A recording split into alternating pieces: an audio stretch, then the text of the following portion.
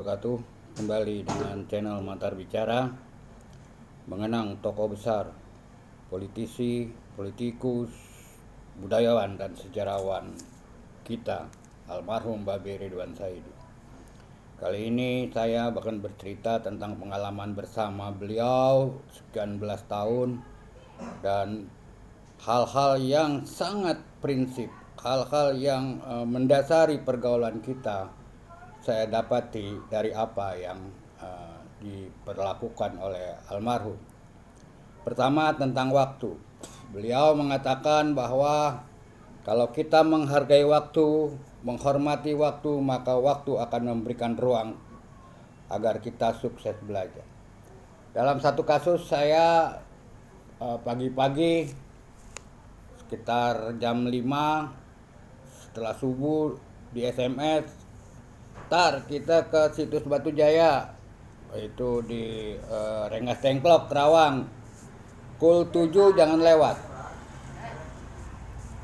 Oke, saya bilang. Entah saya berbenah, menyiapkan diri dan sebagainya karena saya harus naik ojek. Ternyata ojek saya atau pilihan-pilihan yang saya cari untuk ojek itu terlambat. Hanya 3 menit. Ketika saya sampai rumahnya, mobilnya sudah nggak ada. Saya SMS, "Bang, saya depan rumah." Sudah di depan rumah. Langsung dijawab, "Ente telat. Lain kali jangan begitu." Saya merenung, mendapatkan situasi kebingungan ini, akhirnya saya pendam dan nanti saya akan tanya. Ternyata beliau ini sangat strike pada soal waktu dan janji-janji. Jika beliau diundang dalam sebuah acara seminar, diskusi, dan lain-lain, kalau disebut angkanya, maka paling lambat 15 menit sebelum acara dia udah sampai di lokasi.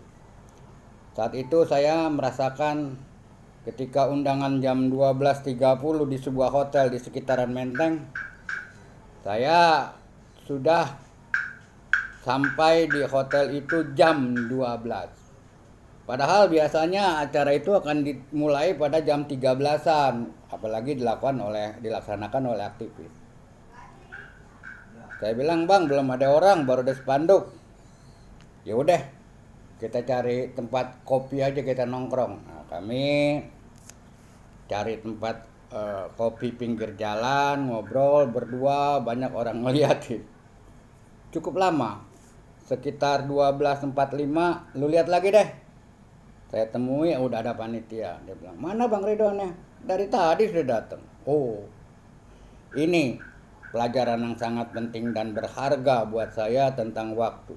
Beliau sangat strike, sangat ketat menyampaikan pada saya soal waktu. Dan ini alhamdulillah saya sering dilaksanakan jika berkegiatan. Yang kedua, yang menarik adalah soal janji pada teman. Suatu ketika pulang dari sebuah acara seminar, saya dikasih tahu, "Tar, kita ke daerah Kuningan." "Kuningan mana?" "Ya ntar kita lihat, Anda lagi nunggu SMS-nya." "Emang ngapain Bang?" katanya. "Ada teman mau ngobrol." Nggak lama dia bilang, "Tar, ente tahu nggak Kokas, kota Kasablanka?" Saya bilang tahu. Oke. Akhirnya mobil masuk parkir dan kita turun ke Kokas, cari tempat yang di luar karena harus bisa ngerokok. Saya tunggu, "Siapa Bang?" "Ntar ente tahu," kata Bang Ridwan. Kira-kira setengah jam kita udah ngobrol panjang lebar segala macam, datanglah orang yang cukup terkenal, Profesor Dr. Salim Said. "Loh, beliau Bang?" "Iya, ntar." "Udahlah Bang, abang ada urusan yang lebih besar kali ini, lebih hebat." Saya nyingkir ya Bang, abang. Itu tetap ngobrol. "Nggak apa-apa di sini." Bang Salim Said juga bilang, "Udah bareng-bareng aja." "Maaf Bang, ini saya bukannya nggak mau nguping, nggak mau ikut terlibat, tapi saya rasa ada kekangenan khusus abang dengan Babe Ridwan Saidi." Saya bilang, "Oke deh," kata Bang. Saya misah dengan teman yang lain, pesan kopi dan sebagainya. Tampak ketawa, tampak berkernyit tampak serius juga Bang Salim Said.